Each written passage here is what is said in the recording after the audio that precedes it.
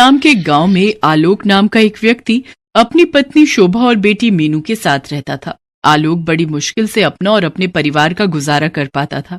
उसके पास ना तो कोई जमीन थी जिस पर वो खेती कर सके और ना ही कोई दुकान थी जिसके सहारे वो अपना घर चला सके। शोभा, अब हमारी मीनू भी धीरे धीरे बड़ी हो रही है और मेरे पास तो कोई जमा पूंजी भी नहीं है। पता नहीं कैसे पढ़ा पाऊंगा उसे। हे भगवान, हमारी मदद कर। गांव में अगर किसी के घर की या खेत की साफ सफाई करनी होती थी तो वो आलोक कर दिया करता था, जिससे उसकी थोड़ी कमाई हो जाती थी। मगर ये रोज का नहीं था, कभी उसे काम मिलता था तो कभी वो बेरोजगार रहता था। क्या करूं शोभा, कोई पक्का काम मिलता ही नहीं जिससे कि अच्छी कमाई हो जाए। आलोक किसी पक्के काम की तलाश में निकल पड़ता है। काम तलाशते तलाशते उसे शाम हो जाती है और वो घर आ जाता है। शोभा, अगर कुछ खाने के लिए बनाया है तो दे दे, मुझे बहुत जोरों की भूख लग रही है। जी, आज के लिए थोड़ा सा आटा और सब्जी बची थी, वो बना दी है, पर ना जाने कल का क्या होगा। ओहो, अब क्या कर सकते हैं, जो है वही ला दे। मैं खुद काम की तलाश में सुबह से भटक रहा हूँ, लेकिन कहीं काम नहीं मिल रहा। मैं तो परेशान हो चुका हूँ। जी, आप दुखी मत होइए, भगवान ने चाहा तो जल्दी ही हमारे अच्छे दिन आएंगे। आज तो ये रोटी सब्जी नसीब हो गई, लेकिन पता नहीं कल ये भी मिल पाएगी या नहीं। आलोक रोटी सब्जी खाते खाते काम के बारे में सोच रहा होता है, तभी वो सोच में पड़ जाता है। अरे वाह, रोटी सब्जी, ये तो बहुत अच्छी बात है। इसी रोटी सब्जी से मेरा काम बन जाएगा। आलोक खुश होते हुए शोभा से कहता है, शोभा, मेरे दिमाग में एक जबरदस्त आइडिया आया है जिससे मेरी अच्छी कमाई होगी। बोलो, क्या तुम मेरा साथ दोगी? हाँ हाँ, कहो, क्या आइडिया है? मैं सोच रहा हूँ क्यों ना रोटी सब्जी बनाकर बेचूं। जी, आइडिया तो अच्छा है, पर हम उसे बेचेंगे कहाँ? हमारे पास तो कोई जगह भी नहीं है। हाँ, ये तो मैंने सोचा ही नहीं। खैर, अब कुछ और काम ढूंढता हूँ। अगले दिन आलोक काम की तलाश में निकल जाता है, लेकिन सारा दिन भटकने के बाद भी उसे कोई काम नहीं मिलता और वो निराश होकर एक पेड़ के नीचे आकर बैठ जाता है। तभी एक आदमी उसके पास आता है और उससे कहता है, नमस्कार भाई साहब, मेरा नाम राजीव है और मैं इस गांव में नया आया हूँ। क्या आप भी इस गांव में रहते हैं? जी जी, मैं भी इसी गांव में रहता हूँ और यहीं पास में ही मेरा घर है। अगर आप बुरा ना मानो तो मैं एक बात पूछूं? जी कहिए। आप कुछ परेशान दिख रहे हैं, क्या बात है? जी, दरअसल मैं काम की तलाश में हूँ, लेकिन कहीं बात नहीं बन रही। सोचा था कुछ बनाकर बेचूंगा, लेकिन उसके लिए जगह नहीं है मेरे पास। जगह नहीं है मतलब? मतलब मेरा घर बहुत ही छोटा है और मेरे पास इतने पैसे नहीं है कि मैं नई जगह खरीद सकूं। ओहो, तो ये बात है। वैसे मैं आपकी मदद कर सकता हूँ।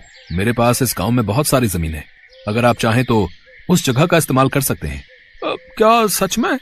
और जब आपकी कमाई अच्छी होने लगे तो उसमें से कुछ पैसे आप मुझे भी दे दीजिएगा। जी, आपका बहुत बहुत शुक्रिया। राजीव आलोक को अपनी जमीन दिखा देता है, जिसके बाद आलोक वहां पर अपना रोटी सब्जी बेचने का काम शुरू कर देता है। साथ ही शोभा भी आलोक की मदद के लिए आ जाया करती थी। आलोक की रोटी बिजनेस का काम बहुत अच्छे से चलने लग जाता है। सभी को उसकी रोटी सब्जी बहुत पसंद आती है। उसकी दुकान पर ग्राहकों की भीड़ लग जाया करती है। आलोक अच्छी कमाई करने लग जाता है। उस कमाई से वो धीरे धीरे अपना सारा कर्ज उतार देता है। फिर एक दिन वो राजीव के घर जाता है। अरे आलोक भाई, आओ आओ, क्या हाल है आपके? आज मेरे यहाँ कैसे आना हुआ? जी मैं बिल्कुल ठीक हूँ। ये रहे आपके पैसे। बुरे वक्त में आपने मेरा साथ दिया, उसके लिए आपका बहुत बहुत धन्यवाद। इसके बाद आलोक हर महीने राजीव को पैसे देने लगता है। एक दिन राजीव पैसे लेते हुए कहता है, आलोक, मैं तुम्हारी मेहनत देखकर बहुत खुश हूँ। मैं सोच रहा था मैं ये जमीन तुम्हारे नाम ही कर देता हूँ। इसके बदले तुमसे जितना हो सके उतने पैसे मुझे देते रहना। ये क्या बात कर रहे हैं? आपकी जमीन अब मेरे नाम? हाँ हाँ, मैंने फैसला कर लिया है। इस बात से आलोक बहुत खुश होता है। अब वो अपने काम को और भी मेहनत और लगन के साथ करता। लेकिन एक दिन जब आलोक रोटी सब्जी बेच रहा था, तभी अचानक उसकी दुकान पर पुलिस आ जाती है। भाई, कौन है इस दुकान का मालिक? जल्दी से बुलाओ उसे। साहब, ये तो मेरी ही दुकान है, मैं ही इसका मालिक हूँ।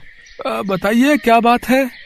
ओहो, तो तुम ही हो वो हैं जिसने इस जमीन के मालिक को डरा धमका कर ये जमीन अपने नाम करवा ली। चल भाई चल, मेरे साथ चल, जेल की हवा खाने। मगर साहब, मैंने तो ऐसा कुछ भी नहीं किया। दरअसल इस जमीन के मालिक तो राजीव जी हैं। अभी हाल ही में उन्होंने अपनी ये जमीन मेरे नाम की है। अच्छा, तो फिर लेकर चल, मुझे उस राजीव के पास। चल। आलोक पुलिस को राजीव के घर लेकर जाता है। क्यों भाई, क्या इसकी दुकान की जमीन तुम्हारी थी, हैं? जिसे तुमने इसे कुछ महीने पहले बेच दिया है? ये आप कैसी बातें कर रहे हैं सर? कौन सी जमीन? मैं तो इसे जानता भी नहीं हूँ। कौन हो भाई तुम, और मुझ पर झूठा इल्जाम क्यों लगा रहे हो? लेकिन आपने ही तो मुझे रोटी सब्जी की दुकान खोलने के लिए वो जमीन दी थी, और कुछ महीनों बाद वो मेरे नाम भी कर दी थी। ये क्या बकवास किए जा रहे हो? मैं नहीं जानता तुम्हें। भाई कहानी तो बहुत अच्छी बना लेते हो। अब चलो जेल, वहां की हवा खाने, वहीं तुम्हारी अकल ठिकाने आएगी। चल। तभी पुलिस आलोक को गिरफ्तार कर लेती है। लेकिन साहब मैंने कुछ नहीं किया है, मैं सच कह रहा हूँ। सभी अपराधी जो है ना, जुर्म करने के बाद यही कहते हैं। साहब क्या जाने से पहले एक बार मैं अपनी बीवी बच्चों से मिल सकता हूँ साहब? ठीक है, लेकिन सिर्फ 10 मिनट के लिए, समझे? तभी पुलिस की गाड़ी आलोक के घर के बाहर आकर रुकती है। अंदर जाकर आलोक अपनी पत्नी को सारी बात बताता है। ये तो बहुत बुरा किया उन्होंने हमारे साथ, अब हम आपके बिना क्या करेंगे? शोभा, जब तक मैं वापस नहीं आ जाता तुम्हें ही ये घर संभालना होगा, और हाँ, अपना और मीनू का ध्यान रखना। मेरी बात मानो तो जब तक मैं वापस नहीं आता तुम अपने मायके चली जाओ मीनू को लेकर। नहीं, उन्होंने आपके साथ गलत किया है, मैं चुप नहीं बैठूंगी। अब कोई फायदा नहीं है शोभा, सब खत्म हो गया। कुछ सालों बाद जेल से छूटते ही मैं तुम्हें लेने आऊंगा। पापा मत जाओ ना हमें छोड़कर। इसके बाद आलोक मीनू और शोभा को गले लगा लेता है और तीनों फूट फूट कर रोने लगते हैं। तभी पुलिस आलोक को अपने साथ लेकर चली जाती है। तकरीबन 3 साल जेल में गुजारने के बाद आलोक वापस शोभा और मीनू को लेने उसके मायके जाता है। शोभा, तुम ठीक तो हो ना? और मीनू कैसी है? हम दोनों हर रोज आपको याद करते थे। मीनू रोज आपके बारे में पूछती थी। मैंने भी तुम दोनों को बहुत याद किया। चलो अब वापस अपने घर चलते हैं। इसके बाद आलोक दोनों को लेकर घर आ जाता है। घर आकर वो शोभा से कहता है, शोभा तुम खाना बनाओ, तब तक मैं आता हूँ। लेकिन आप कहाँ जा रहे हैं? उस राजीव से पूछने की उसने आखिर मेरे साथ ऐसा क्यों किया। इसके बाद आलोक राजीव के घर जाता है, लेकिन उसके घर पर तो ताला लगा हुआ था। आसपास के लोगों से पूछने पर पता चलता है कि वो 1 साल पहले ही गांव छोड़कर जा चुका है। इसके बाद आलोक वापस अपने घर आ जाता है। शोभा, वो तो 1 साल पहले ही ये गांव छोड़कर जा चुका है।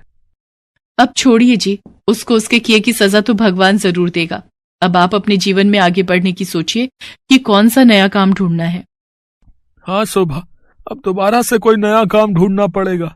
वैसे जेल में मैंने काम करके कुछ पैसे कमाए हैं। जब तक मुझे कोई नया काम नहीं मिल जाता तुम इन्हीं से काम चलाओ। तभी आलोक का दोस्त राजू उससे मिलने आता है। क्या हाल है अशोक भाई? वैसे उस राजीव ने तेरे साथ बहुत बुरा किया भाई। छोड़ उन सब बातों को, बीती बातों को क्या याद करना। अब मैं आगे के बारे में सोचकर नए काम की तलाश में हूँ। बिल्कुल सही कहा तुमने। वैसे तुम्हारे गांव से कुछ दूरी पर एक शहर है, वहाँ रेस्टोरेंट और ढाबे बहुत कम हैं। अगर तुम चाहो तो वहीं जाकर अपनी रोटी सब्जी बेच सकते हो। ठीक है भाई, मैं सोचता हूँ। इसके बाद अगले दिन शोभा से कहकर आलोक शहर की ओर निकल पड़ता है। यहाँ तो एक भी जगह ऐसी नहीं दिख रही जहाँ मैं रोटी सब्जी लगा सकूं, पर वापस किसी से जमीन लेने की गलती मैं नहीं कर सकता। हाँ, ये ठीक रहेगा, साइकिल पर रोटी सब्जी बेचूंगा। इसके बाद जो थोड़े बहुत पैसे की बचत उसने जेल में रहकर की थी, उनसे वो एक साइकिल खरीदता है। इसके बाद आलोक रोज गांव से आना जाना करता है। साइकिल पर घूम घूम कर रोटी सब्जी बेचता है। रोटी सब्जी ले लो, रोटी सब्जी। सभी आलोक की रोटी सब्जी खाने लगते हैं। धीरे धीरे उसकी कमाई काफी अच्छी होने लग जाती है, जिससे वो शहर में किराए पर घर ले लेता है और अपनी पत्नी और बेटी को भी अपने साथ शहर में ही रखता है। अब उसकी आर्थिक स्थिति बहुत अच्छी होने लगती है। एक दिन आलोक रोटी सब्जी बेच रहा था, तभी उसे शोर सुनाई देता है। जब वो वहां जाकर देखता है तो सड़क हादसे में एक आदमी की जान चली गई होती है, जिसके कारण वहां भीड़ लगी होती है। जब आलोक पास आकर देखता है तो वो हैरान रह जाता है। वो मृत व्यक्ति कोई और नहीं बल्कि राजीव था। इसका मतलब राजीव गांव से भागकर यहाँ रह रहा था। भगवान ने उसको उसके किए की सजा दे दी। ऐसे और वीडियो देखने के लिए हमारे चैनल को सब्सक्राइब करें।